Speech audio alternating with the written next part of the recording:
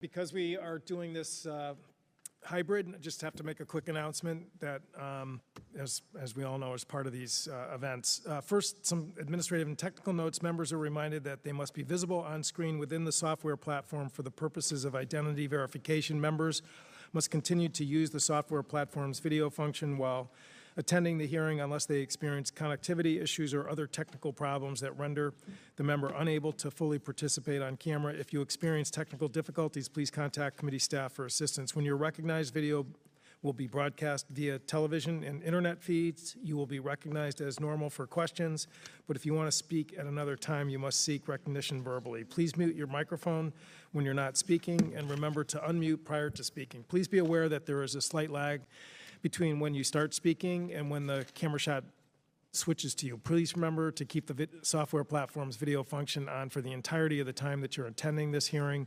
If you leave for a short period for reasons other than joining a different proceeding, please remove your video function. Leave your video function on. If you're leaving to join a different proceeding or will be absent for a significant period of time, you should exit the software platform entirely and then rejoin if you return. Please be advised I've designated a committee staff member to mute unrecognized members' microphones. If necessary, please use the platform's chat feature to communicate with staff regarding technical or logistical support issues. Finally, you will see a 5-minute countdown clock on the software platform's display, but if necessary, I will remind you when your time is up. With that said, I have opening remarks, which I'm going to submit for the record, just make a couple quick comments and then turn it over to my fellow leaders here from Seapower and from Readiness. Again, thank you, Admiral Lescher and Admiral Kitchener, for joining us this morning. Again, the topic today, which is the state of the surface Navy, we've had classified briefings in the last couple months or so to talk about again, events surrounding Bonhomme Richard, also in the context of McCain and Fitzgerald, and really about the fact that, the entire enterprise of the Navy, really, I think, needs congressional input to really make sure that, the country's investment is being utilized efficiently and competently.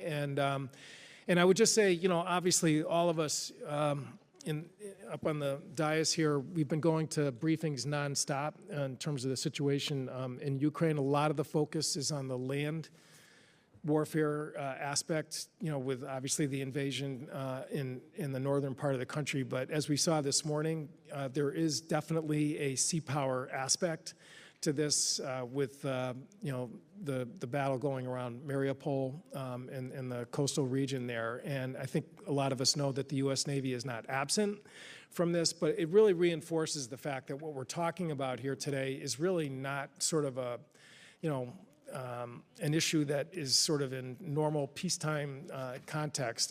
What we're talking about here is really making sure that in the world we're living in, that the Navy is going to be able to, again, participate without any unforced errors in terms of its own readiness. And that's really why I think it's just so important that, the two of you are here today to help us achieve that goal.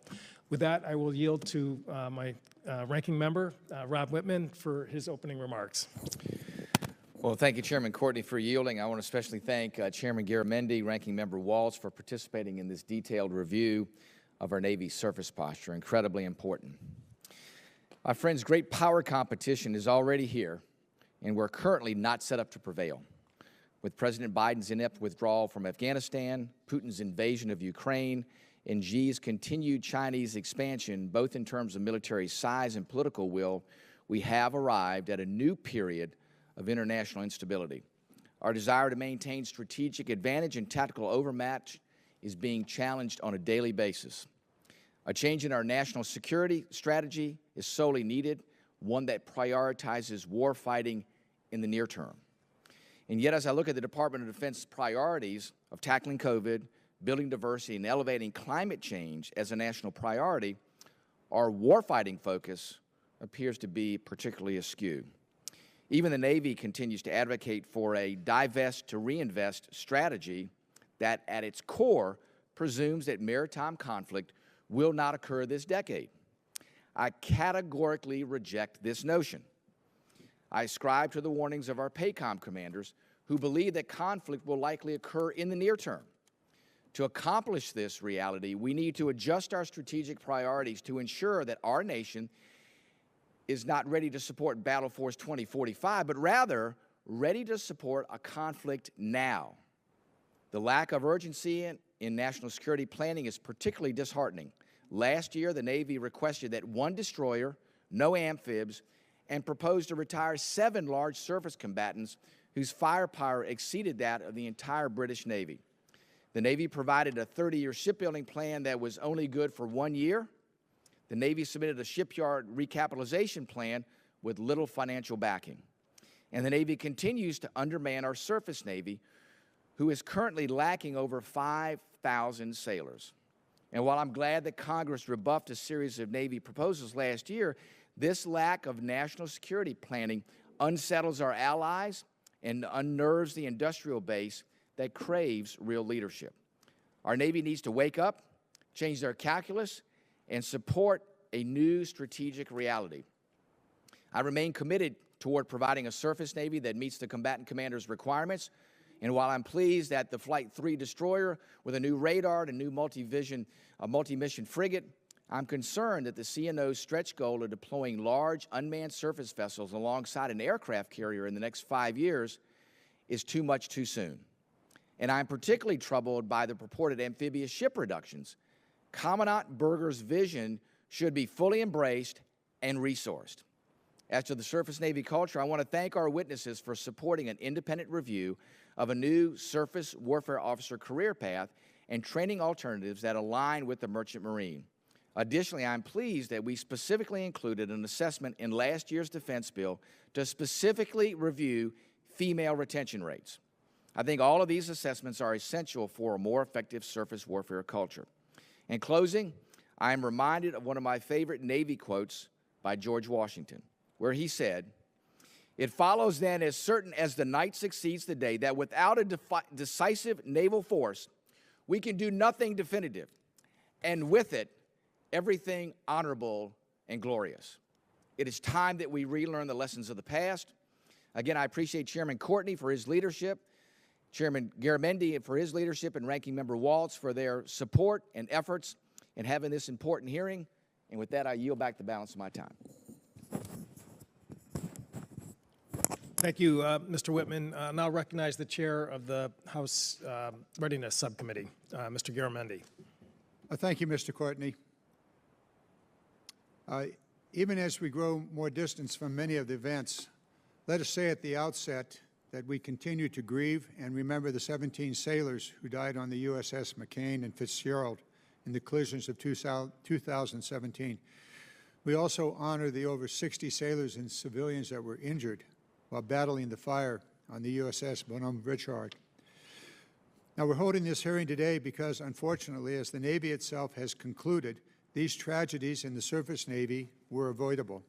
Ensuring that they never happen again requires consistent attention.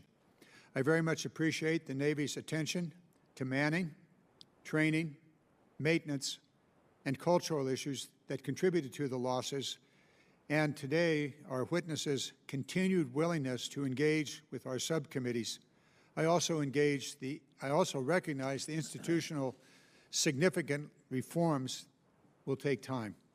However, I remain haunted by some of the turns of phrases that appear consistently throughout the investigation of the accidents. Cascade of failures, accumulation of risk, and on and on.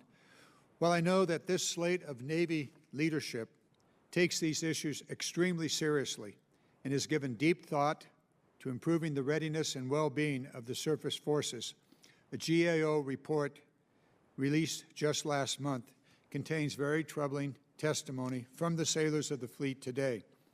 They report being overworked, understaffed, sleep-deprived, insufficiently trained, and ill-equipped to perform basic maintenance tasks.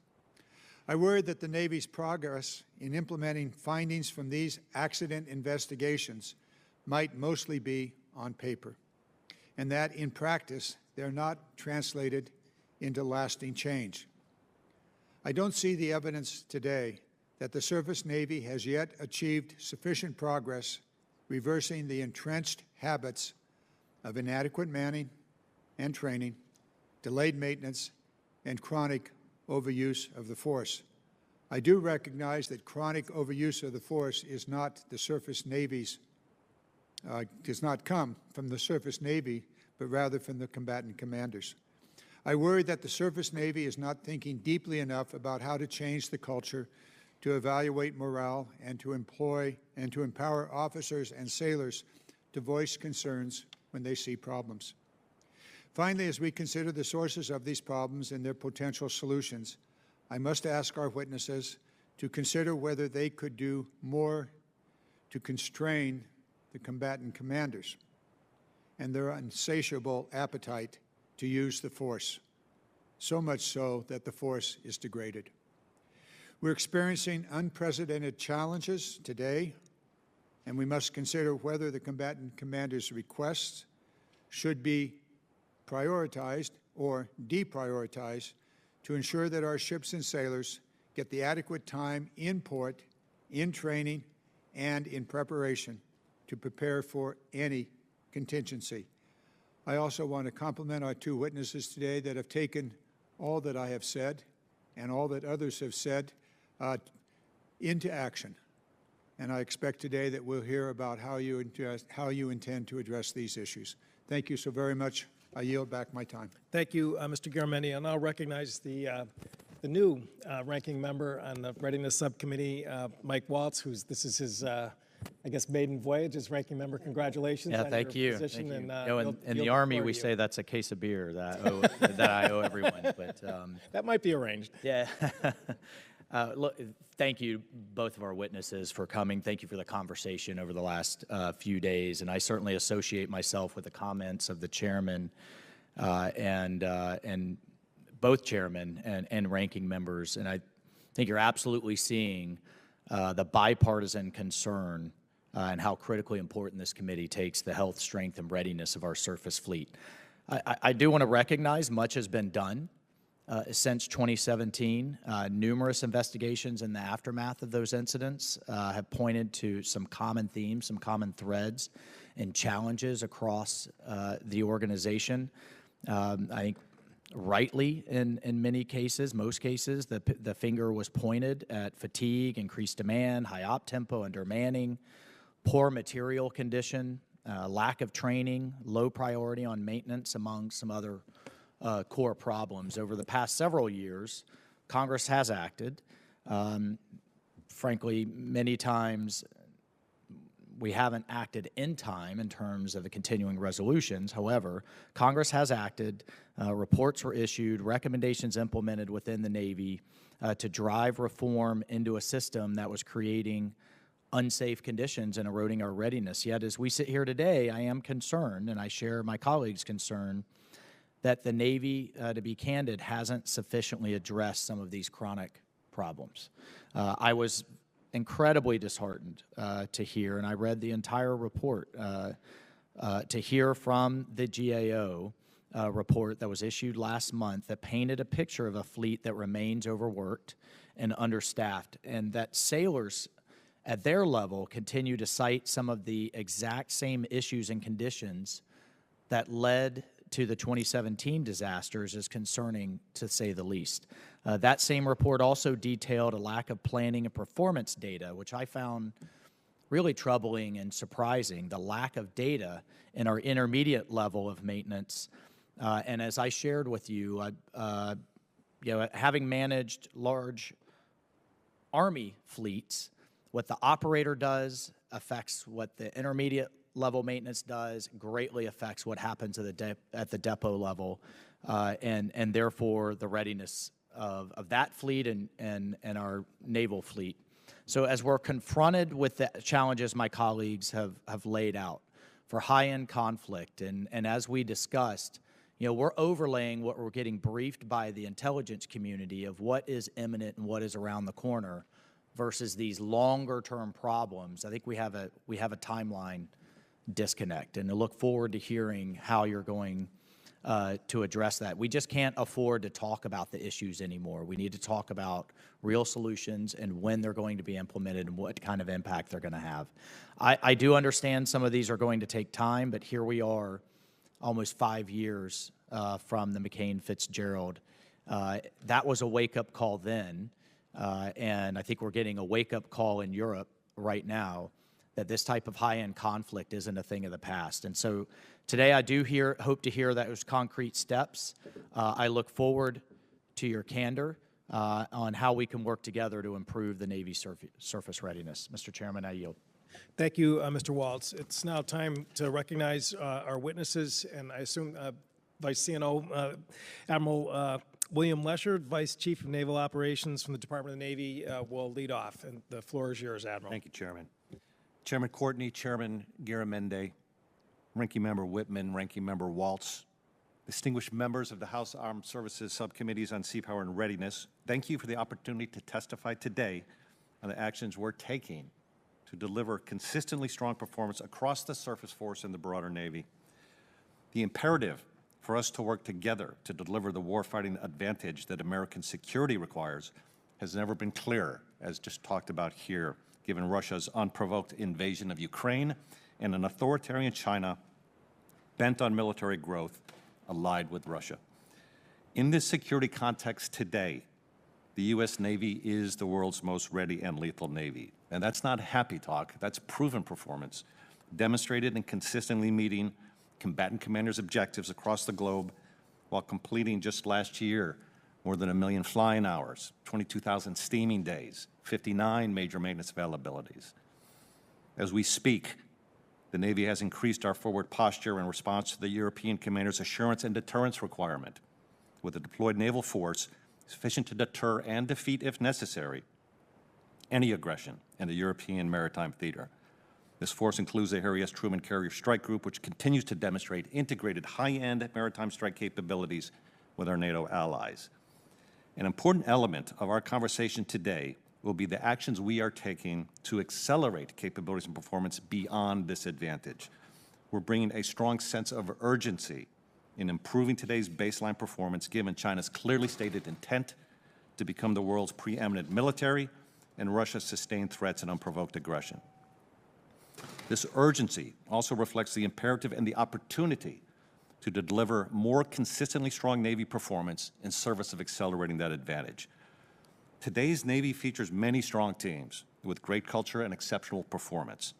Yet we also see instances of teams with poor culture and weak performance. The unacceptable loss of the Bonhomme Richard is a stark reminder of the gap between our strongest and our weakest performers, and this gap must be eliminated. Our appreciation of the systemic causes underlying this variability has deepened as we studied the similarities in root causes, leading to tragic outcomes such as the Fitzgerald and McCain collisions and the major fires review events, as well as from studying the best practices that we consistently see in high-performing Navy units. We've learned that the root causes of the unacceptable variability in Navy performance stem primarily from an outdated approach to institutional learning. And this has led to inconsistent use across the Navy of those Navy best leadership and problem-solving practices. Our institutional learning approach has too often treated poor performance as isolated failures and overemphasized instructions, checklists, and rules as the fix, while undervaluing the human element, the development and training of our people, a learning mindset, problem ownership, critical thinking. The inconsistent use of Navy best learning and problem-solving practices results from this weak institutional learning, which has failed to consistently implement across the Navy the best practices routinely seen in areas such as the impressive self-critical learning of our air wing and surface warfare teams during Fallon integrated training, which generates the most combat-capable strike groups in the world, or the transparently embrace the red learning and performance to plan efforts that have driven the highest F-18 mission-capable levels in 10 years, or the strong self-assessment and learning that underpins Naval Reactor's world-class safety record. Building on this deeper appreciation of root cause, in January, the Chief of Naval Operations issued a new charge of command and a call to action for every Navy leader to apply the Navy-proven best practices that empower our people to achieve exceptional performance. We are teaching and leading implementation of these self-assessing, self-correcting practices, which we call Get Real, Get Better, through our type commanders and other community senior leaders. The call to action also provides specific countermeasures to the institutional learning weakness, with key organizational changes that ensure it's enduring, and they include the 4-Star Learning to Action Board, which tests whether prior corrective measures remain in effect and are delivering their intended effect, and the Naval Safety Command, which will now not only assess frontline unit safety performance, but also evaluate and hold accountable the entire chain of command for how it supports subordinate units in managing risk and building a strong safety culture. With these changes, the Navy is making clear that we will reward and promote leaders based not only on the strong outcomes they achieve, but also on the teams they build and the learning culture they develop. I'm confident that this approach, in concert with the initiatives that Vice Admiral Kitchener will highlight, is the best path to accelerating warfighting advantage, and I look forward to partnering with the committees to make this advance in Navy culture come fully alive. Thank you. Thank you, Admiral. And he's joined today by Admiral Kitchener, who is Commander Naval Surface Force, U.S. Pacific Fleet. Again, thank you for joining us again, Admiral Kitchener. You've been here before, and the floor is yours. Thank you, sir. Chairman Courtney, Chairman Garamendi, Ranking Member Whitman, Ranking Member Waltz, and members of the Seapower and Readiness subcommittees. I thank you for the opportunity to testify regarding the state of the surface Navy. Today, your ships are underway across the globe and stand ready to win at sea against any opponent. 67 surface combatants are deployed worldwide in support of our nation's strategic interests.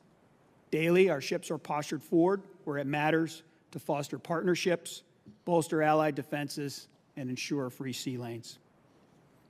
As we approach 5 years since the 2017 collisions, the Surface Force has taken essential steps toward improving the way we produce more ready ships. We have made a lot of progress, but as a learning organization, it's prudent to self-assess and continue to find ways to improve our methods and practices. The Surface Force, in line with the Chief of Naval Operations' call to get real, get better, is taking urgent action to analyze our processes, reduce variability, and refine our methods of producing more ready ships with tactically sound crews prepared to deter in competition and win in conflict. Warfighting at sea is our identity as surface warriors. In January, I released a strategic alignment document to the Surface Force, focusing our efforts across the enterprise to increase the readiness of the force we have today and prepare the force of tomorrow. These efforts focus across 5 lines of effort, each serving as a pillar to support the most capable surface force in the world. The lines of effort include developing the leader, warrior, mariner, and manager, producing more ready ships, achieving excellence in fleet introduction, create clear and innovative operational concepts, and establishing the infrastructure for the future fleet. The dynamic environment we face today and in the future demands bold action with urgency now. Our investments in manning and training the force have improved our warfighting advantage. Sailors remain our critical component of that advantage, and we are committed to honing both their tactical competence and technical proficiency to keep our ships ready. Through Ready Relevant Learning on the Surface Training Advanced Virtual Environment, we modernize the way our sailors learn the technical and tactical skill sets necessary to fight and win. We continue to improve our trainers, capitalizing on live virtual constructive simulators to provide complex warfighting scenarios. The continued development of our surface warfighting experts, our WITIs, our warfare tactics instructors, lead the charge in sharpening our competitive edge and serve as a means to drive out variability and tactical proficiency across the force. The Surface Force is also improving maintenance and committed to delivering new ships and weapon systems to the fleet. We are applying data analytics and leveraging derived insights to produce more ready ships for tasking. Since 2019, we have reduced our days of maintenance delay and C&O availabilities by 41%, and our on-time completion steadily increased from 34% in fiscal year 19 to 59% for all 2021 availabilities. While we have made progress, many challenges lie ahead as we modernize our force. Our DDG modernization program is online, and the systems we are bringing to the fleet ensure we will maintain our competitive edge over our adversaries. Next year, we will commission the first Flight 3 DDG, USS Jack Lucas. Today, the captain and the crew are on board and preparing to deliver enhanced warfighting capability to the force. We are using our energy, our activity, and our industry to prepare for a complex and challenging future. Everything we do as an enterprise focuses on producing ships and crews ready to fight and win. Thank you, and I look forward to your questions. Thank you to both the witnesses. Again, I just have one question, and I'll again yield to other members. First of all, I just would say that I would note that the comments of both witnesses, where you're acknowledging that something is going on here that is systemic and that it's not a one-off type of event, as you said in page 3 of your testimony, Admiral Lescher, I think actually is significant. That that we're not going to sort of brush this off on an ad hoc, one time and nothing to see here kind of approach. And it seemed like one of the levers that you identified in your testimony in terms of how you're going to get to that sort of systemic change is the Learning to Action Board, which is, again, trying to get this new approach sort of, pushing it down throughout, the entire enterprise. So, but I guess what I was wondering if you could describe how the Navy is going to implement that new type of learning at every level in the organization, not just at the Pentagon, but at waterfronts and aboard individual ships, and maybe even at Great Lakes in terms of just at the very origination of our Navy. So again, yes, sir. The floor is yours. The Learning to Action Board is not aspirational. It's met 3 times already, and to your point, it's providing the structure that's closing a feedback loop that I think was absent before. We had things such as the Readiness Reform Oversight Council that implemented 111 recommendations from the Fitz-McCain reviews. The Learning to Action Board is that, but it's enduring, and it not only implements and verifies implementation, but it goes back now and it tests after implementation. Are those recommendations still in effect? Are the fixes making a difference? Chairman, part of the insight for that was in 2012, the USS Miami had an arsonist start a fire, and that ship burned to an irreparable state. The Navy believed we were a learning organization and implemented fixes for that largely revolved around the NAVC Instruction 8010. In 2020, the USS Bonhomme Richard, as an alleged arsonist, start a fire. That ship burns to an irreparable state. Where's the learning there? And so what we learned as part of the very strong conversation we had in November was that instruction, those policies were not coming alive in the private shipyards and were not coming alive with the triad of the USS Bonhomme Richard. So we had unacknowledged risk, unseen risk in terms of self-talk of we put a fix in place, but it was not widely being in the private shipyards effective. And so Learning to Action Board is a specific countermeasure to that effect. The L2AB has met 3 times. It's laser focused on bringing velocity to Bonhomme Richard implementation. It also, at the last board, took as its first feedback loop to go back and look at the Fitz and McCain 111 implementations. Are those still in effect? Are they delivering the intended effect? Chairman, to your question on how do we scale that down vertically, that's the other structure. So the Naval Safety Command, and in the interest of time, I perhaps won't go into that in great detail, but the Naval Safety Command is a reorientation fundamental of the Naval Safety Center to a down echelon where Naval Safety Center never looked at the fleet, the TICOM, or the ISIC commander. It always looked at the S5 unit as an assist visit. Naval Safety Command audit the fleet, the TICOM, the ISIC, the immediate superior in command. How are you executing your safety oversight? Audit that, feedback, transfer best practices. At the S5 level, at the unit, what is new is it'll be an evaluation. It will come up echelon to take our blinders off about what we're seeing broadly across the fleet, and it will include in the same best practice as INSERV does, an assessment of the unit's ability to self-assess, which is fundamental to this get better orientation that will scale the learning. in-serve evaluates a unit and a unit commander's ability to self-assess material condition. Safety Command will assess that for safety performance. Well, thank you, Admiral. Chair now recognizes Mr. Whitman. Well, thank you, Mr. Chairman. Gentlemen, thank you so much for your service to our nation. Thanks for joining us today.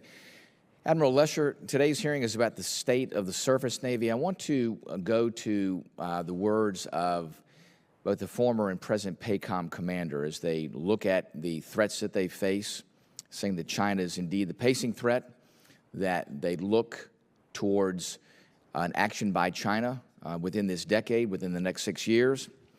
And from that standpoint, I want to ask in a series of questions. First of all, do you agree with their assessment as far as China being the pacing threat? Do you agree with the timing of where the threat would manifest itself? And if so, what's the contradiction then on what they're saying with Battle Force 2045 and what we would be facing in 2025? And going from there, if we're focused on 2025, the question then is, shouldn't our entire force structure be focused on the near term? And that calls into question the divest to invest or divest to reinvest strategy, whose benefits probably going to be 20 years out in the future. In fact, the investing doesn't take place until well outside the fit-up. As I tell folks, all of our dreams to build the Navy of the future come outside the fit-up. I want to also put in that perspective, last year's budget request from the Navy requested retiring 15 vessels. Those, I think, are incredibly important to our fleet, especially these large surface combatants. I understand all the issues with the CGs, but that would retire a missile capability bigger than the entire British Navy. So I'm just trying to reconcile where the combatant commanders say we are today, the threats at our doorstep. Is China the pacing threat? If it is, and you agree with both combatant commanders and the near term of that threat, then how does that position itself with the 2045 vision versus 2025, and how the Navy reconciles where we need to be with the divest to reinvest strategy? Yes, sir. No, I appreciate the question. Pacing threat is clearly China. It's stated in the National Defense Strategy. I know of no thoughtful observer who thinks otherwise. The one caveat to that is we do recognize pacing elements, for example, in Russia undersea, because they have the pacing technology there. But the pacing overarching threat is clearly China. Navy brings a strong view that the decade of concern is 2020. And in some respects, that's not a universal view in the department, but we consistently believe and have thought that that's the decade that we see of peak risk and that we're going to be ready for. You highlight, so what does that mean in terms of how we size and shape the force? Is it 25? Is it 45? This is the fundamental dilemma of every budget submission, which is how much in current readiness versus future overmatch. And how do you think about that, and how do you get that right? The way the Navy has consistently delivered our budgets to size and shape the Navy to deliver the most ready and lethal Navy possible is with the following prioritization. Columbia, number one, fact of life, once in a generation recap of our strategic deterrent, non-discretionary, time pressured. Number two priority, readiness today. Number three is modernization. Modernization is what delivers lethality and survivability. And number four is capacity. And our view is, and I believe the committees bring that same view, it's been our approach for a number of years now. Our view is readiness and modernization, i.e. lethality and survivability, are table stakes for any capacity we buy. I know we have the same view of the committees. We're not going to buy capacity that cannot be properly manned, spared, maintained, and trained to. So, in that context, what is the understanding of a budget that divests? And it's an important question. It fundamentally revolves around the best judgment, driven, Ranking Member, by strong analysis. And I know we've shared with the committees not only the integrated naval force structure analysis, but capability analysis. So making these hard choices about Columbia, readiness, capability, and capacity revolves around not only what the campaign analysis shows is the capacity required to win a distributed maritime operation fight against China, but also what's the mix of that force? And again, I know you and the committees pay attention to this well. When CNO talked about a 500-ship Navy, he didn't talk about 500 tug and salvage ships. He talked about a specific mix, which is to say there's other attributes that we look at very closely that drive that mix and those choices. Some of the key attributes that start to indicate why in making hard choices we would divest 30-year-old cruisers include our ability to put long-range fires downrange, our ability to maneuver in the adversary weapon engagement zone, our ability to operate our ships without frequent resupply in a contested logistics environment, and our ability to defend against incoming raids and attrite them with hard kill and soft kill capabilities. So in that context, beyond capacity, bringing these other important measures and attributes of the force is what leads to our best judgment that the most ready and lethal force against a pacing threat of China looks like what was delivered with the budget. Very good. Thank you. Thanks, Mr. Chairman. I yield back. Thank you, Mr. Whitman. Chair now recognizes Mr. Garamendi, Chairman of the Readiness Subcommittee. Admiral Lescher, thank you for your discussion about the necessity to balance today, tomorrow, and the next decade. Obviously very complex. We will spend a lot of time working through that. Today I want to really get into how to make the existing fleet operate more effectively, more efficiently, more safely. You have put 3 different programs before us, the Get Real, Get Better program, the safety program, and the Learn to Action Board program. Could you speak about the integration of these 3 and also how that integration, assuming they are to be integrated, how that reduces the paperwork and how you would assess the effectiveness? Thank you for that question, Chairman. This idea of simplify, streamline, and align is critical, right? It can't be additive and just, we actually recognize that as a causal factor for weak performance, where our former view of what it meant to be a learning organization was to write an instruction, a guideline, a regulation, and we're overwhelming our triads and our leadership's ability to process all of that. So an absolute foundation of this approach as we work forward and roll it out across the Navy is to simplify, streamline, align a bunch of existing activity, existing related work. Let's make it clearer. Let's bring it up to elevate to principles and playbooks. In terms of the integration, one of the things I think it's important to highlight is Get Real, Get Better, which is scaling existing Navy best practice, is not something interesting that was read out of a book. Didn't come out of a powerful Harvard Business School case study or some consultant. It's real Navy learning. And so for 3.5 years now, we've been attacking systemic weak Navy performance. Head down, build a little, test a little, learn a lot, scale it. This was the journey that I would highlight as the initial instantiation of F-18s. We had 250 mission-capable F-18 jets from 2008 to 2018. We had a decade of 250 mission-capable jets. The mission-capable rate in 2018 was 55% because the inventory was over 500. So 2018, 2019, we need to think, act, operate differently. And this was the start of the first Get Real engine because the self-talk of the Naval Aviation Enterprise, of which I'm a member, was sequestration's killing us, I need more parts, I need more people, and I need to hire more component repair. When we got in with a thoughtful new approach called Perform to Plan, first of all, we made it not work by a committee, we made it an accountable leader, the air boss. We brought in the driver-based performance, and we brought in digital tools, and we brought in a cadence of accountability for learning. That illuminated the foundation of Navy learning of what it means to be self-assessing, self-correcting. In 2019, after a decade of 250 jets, we drove it to the 341 target, and we've sustained it ever since in COVID. The number today is 350. So that was the kernel of learning that then scaled into the private shipyards. 7,000 days of maintenance delay in 2019, 4,000 in 2020. Admiral Kinster talked about it's been down 50%. Brought it into supply. That foundation And so how do we integrate it? That illuminated the building on a strong Navy culture, honor, courage, commitment, but how we're going to change our behavior in concert. And what really brought velocity to this rollout was seeing things like Fitz, McCain, and Bon Homme Richard. We said, hey, we're seeing the same things there. And so let's bring velocity to it. CNO made the call to action.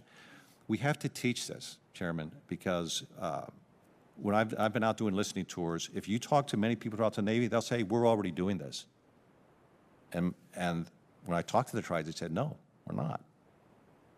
We need to have specific understanding what it means to be self-assessing, self-correcting. So I don't want to take more time. Recognize the need to simplify, streamline, and align.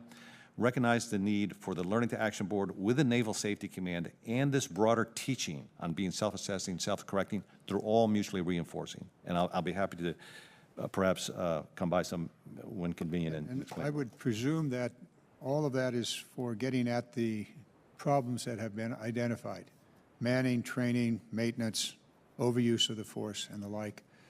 I would appreciate a more detailed description of the integration of these three major tasks that you have undertaken, and then how you intend to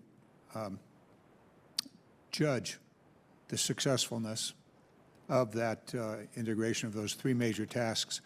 Also, if you would please make sure that we know what you need to carry out these tasks. I'm hesitant. In fact, I refuse to insert my low level of knowledge and overwrite and overrun what you propose to do. But I will use our position to observe and hold you accountable for the implementation of what you intend to do to address the known problems here. One other point is, and this goes to my colleague who talks about the Navy of the future and the Navy of today. We added $24.5 billion to the NDAA, and the question for us is, do we spend that additional $24 billion to achieve the goal that our colleague, Mr. Whitman, has put before us? If we did, good. If we did not use that money to address the problem that he's identified, then shame on us. I'll let it go at that. I do have the list of where that money was spent, and precious little of it was spent to address the problem that he's identified. That's our problem. Thank you, Mr. Garamendi. Next, Chair will now recognize Mr. Wilson from South Carolina. Thank you, Mr. Chairman. And Admirals, again, as a grateful Navy dad, I'm just so honored for your service and your dedication and commitment to our country. And Admiral Kitchener, as we discuss weapons systems, what is the Harpoon missile system capable of as to its placement, portability, range, lethality? Please turn your microphone. Microphone? Yep. The Harpoon weapon system is one of our legacy weapon systems that we're actually phasing out. It's one of our surface-to-surface weapons. It's got about a 75 nautical mile range, but it is scheduled to be phased out and replaced by more capable systems. We could probably have a more robust discussion in a proper setting. Over. And can it be placed on land? It can be configured in some sort of, we have experimented with some land options and capability with Harpoon in the past. That is true. And as to other missile systems, are they being in place now to replace the Harpoon, or what's the status? We do. We have several different systems that we're developing. One that we've outfitted on our littoral combat ships is the Naval Strike Missile, which is a very capable weapon that's also being utilized by the Marine Corps in their littoral regiments. And then we have a maritime strike Tomahawk weapon that we're developing as well. And then some variants of our SM branch of weapons that we've configured for different missions that probably we need to change our setting to discuss those. And this may be beyond, but can a Javelin missile be used as a missile to attack a vessel or a landing craft? I would not rule out using any weapon to attack any type of craft or vehicle. It's limited range, and some of the maritime environment is a little bit more unforgiving on certain weapons that were designed for land use. But yes, sir. If I'm not going to tell you that no, we couldn't use it in a short range configuration. Well, indeed, as I'm thinking of range, we have seen the Putin's Black Sea fleet moving toward the incredible city of Odessa and the horror of the mass murder that Putin, the war criminal, is planning. And just any way that that could be interrupted, stopped, is my interest. And I certainly hope that every effort is being made, working with our Ukrainian allies and our Black Sea allies of Romania and Bulgaria and Turkey. And then with Turkey, Admiral Lescher, I'm grateful that there's been a commitment from our Turkish partners to restrict the Russian access to the Bosporus and Dardanelles Straits. Putin's war against innocent people of Ukraine certainly justifies the decision under the Montreux Convention. How does the Montreux Convention limitation of warships from non-Black Sea nations limit our ability for regional naval power projection? Are there efforts underway to work with the Turkish Ministry of Defense to permit American naval transit in the event of crises? Yeah, thanks for that question, sir. The investments we've made, and I'll keep it at a fairly high level for classification, provide the reach that give our combatant commander opportunity to deliver the effects we need from multiple bodies of water. So don't necessarily have to be in the Black Sea, the Ionian, the Adriatic. There's capability, certainly, with our current laydown, without doubt, to defend our NATO allies. So not an issue. What it does highlight, in a very positive sense, is not only the applicability of that treaty, but from a strategic perspective, where we're focused on integrated deterrence by the U.S. Navy, by the joint force, by the whole of government that you see being done very incredibly well, and through our allies and partners.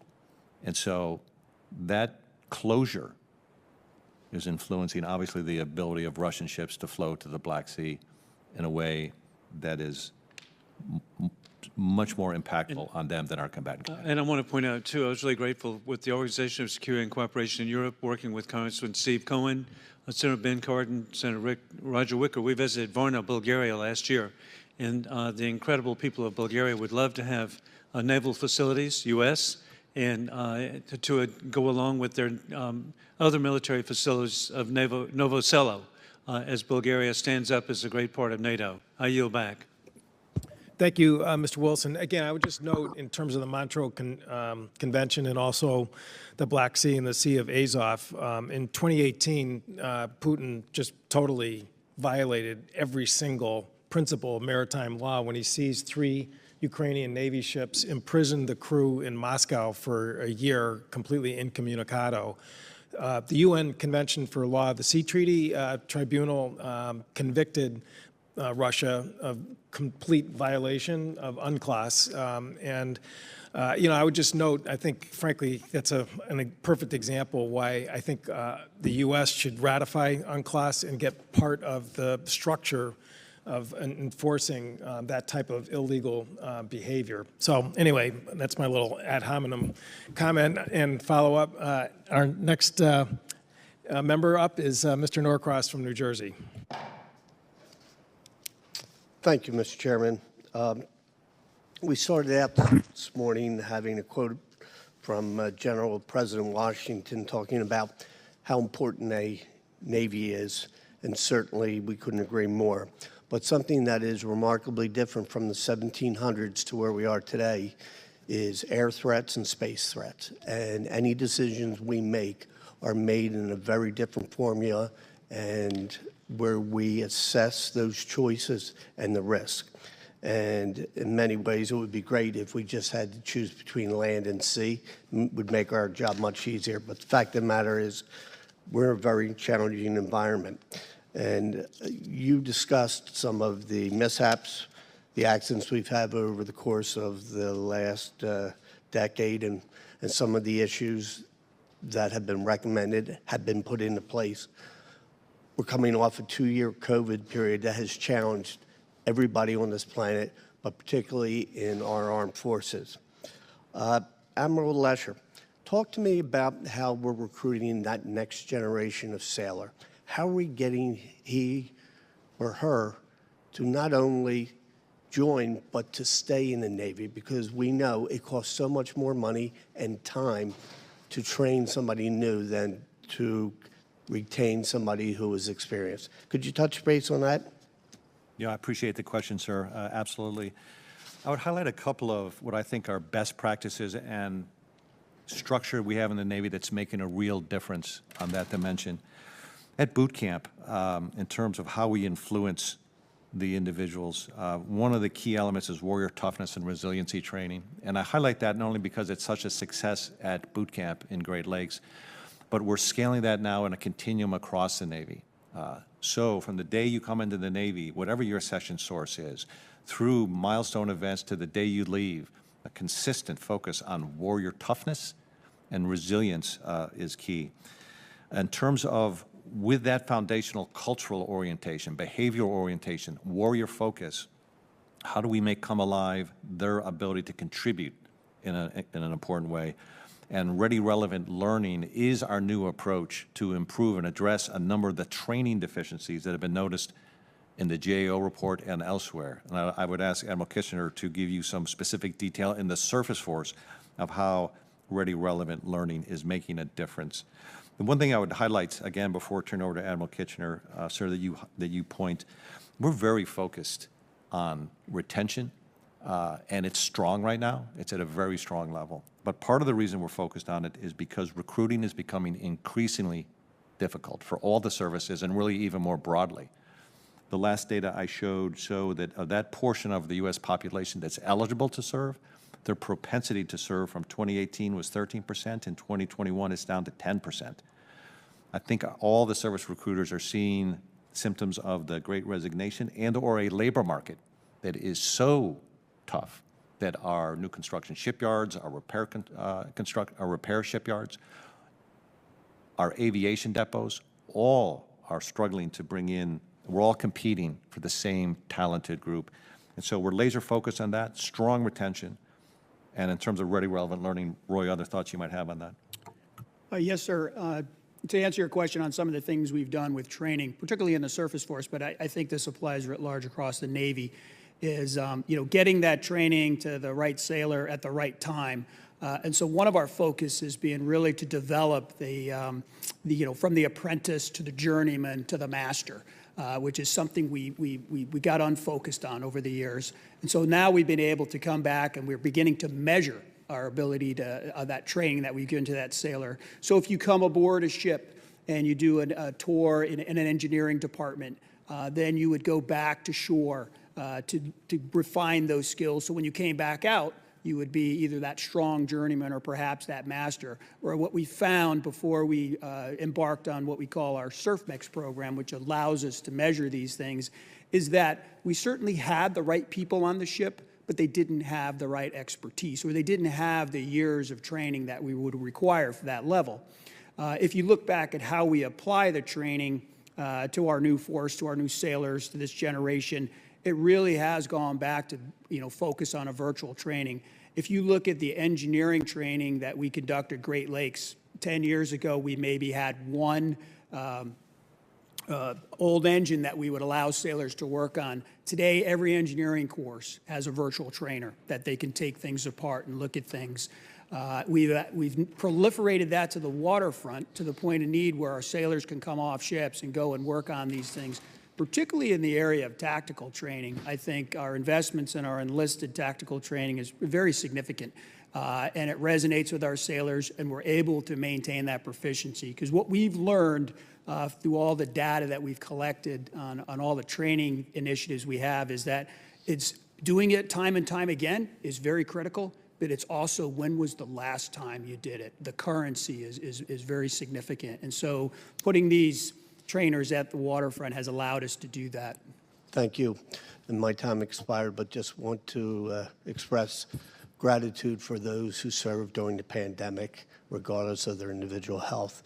They kept our country running. I yield back. Thank you, Mr. Norcross. And now recognize Mr. Waltz. Thank you, Mr. Chairman. Gentlemen, as I mentioned in my opening statement, I was particularly disturbed by last month's GAO report, which detailed the comments of sailors from 16 different ships. And I think it's important to note one of the reasons the GAO went to sailor interviews so heavily was because of the lack of data and intermediate maintenance. And these sailors discussed their experiences, and basically they were discussing the same root problems that led to the disasters of 2017. We're 5 years away from that, as I mentioned. But I think we could go back as far as the Bilal report. I believe that was in 2010, and find similar themes and challenges as to what was now being reported in 2020 or 2022. So despite your actions, and I want to give credit for many of those actions, we're still receiving these troubling reports and comments from sailors reporting this, pointing at the same old problems. So there seems to be a disconnect between the initiatives and what we're hearing on the ground.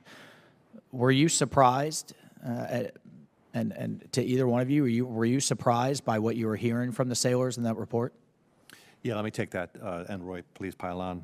I was not surprised, partly because of this journey I alluded to earlier about Navy taking a hard look at systemically weak performance is very much focused in two ways on shipyards and maintenance.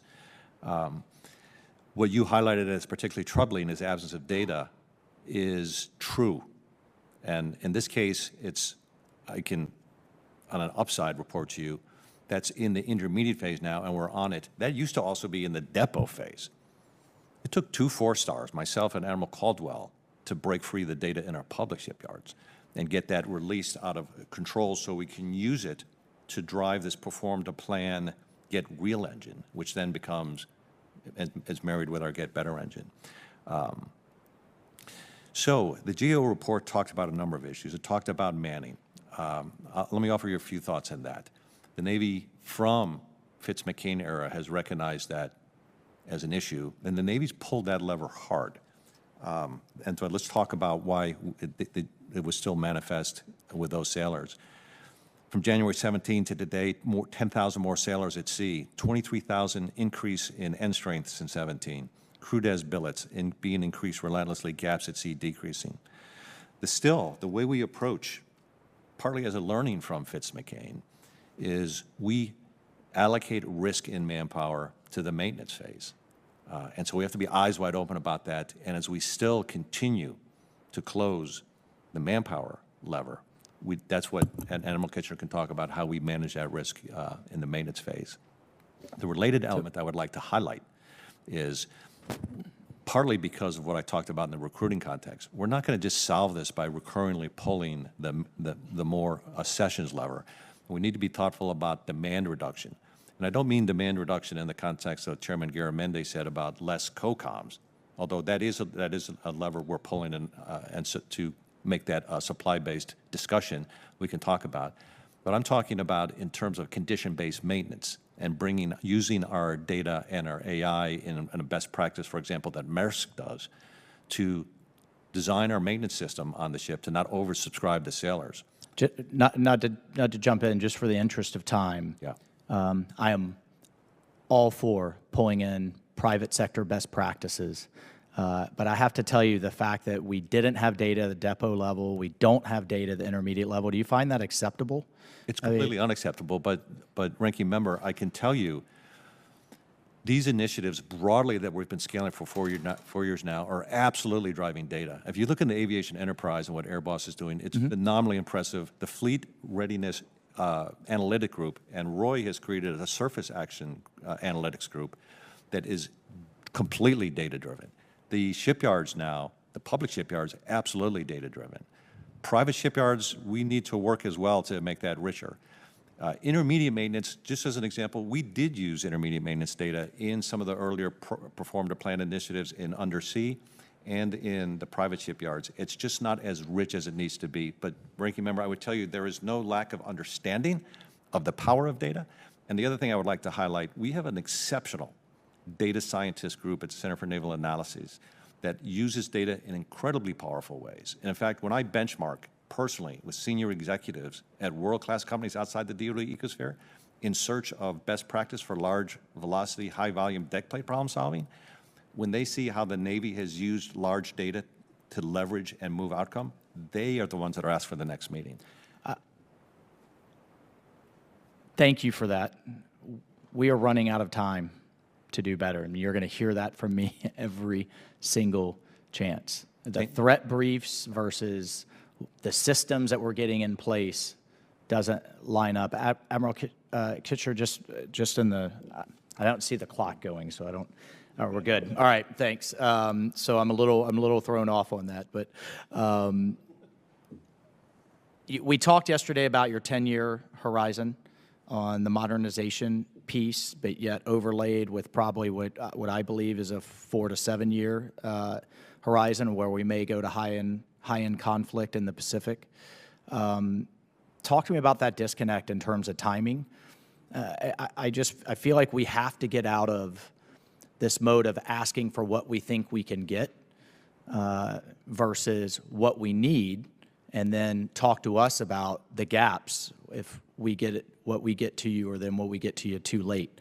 We need to understand those gaps. How do you accelerate, and do you have to ask for more resources, both either internally or to us, to accelerate that modernization?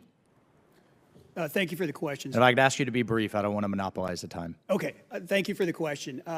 When we put together the strategy, or when I put together the competitive edge strategy, it was to not only make what we have now more ready and produce more ready ships that I have, and that was mostly an analytics-driven adventure that we've been running, and it's producing really good results, so that now we know.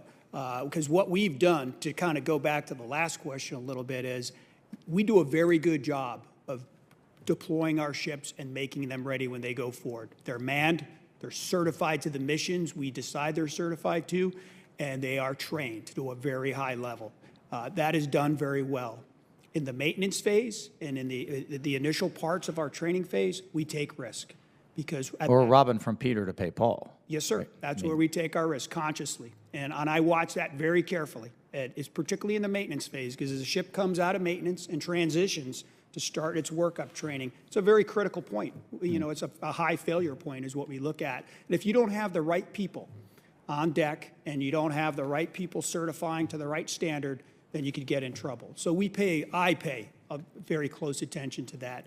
Thank you for that. If you could send the rest of that for the record, I would appreciate it, and I look forward to having that conversation with you. I would just one quick statement or final point. I want to mention that we've been made aware of an issue regarding inoperable ovens on CVN 77 after a lengthy availability, and it's our hope we can get those fixed. We got to feed the sailors.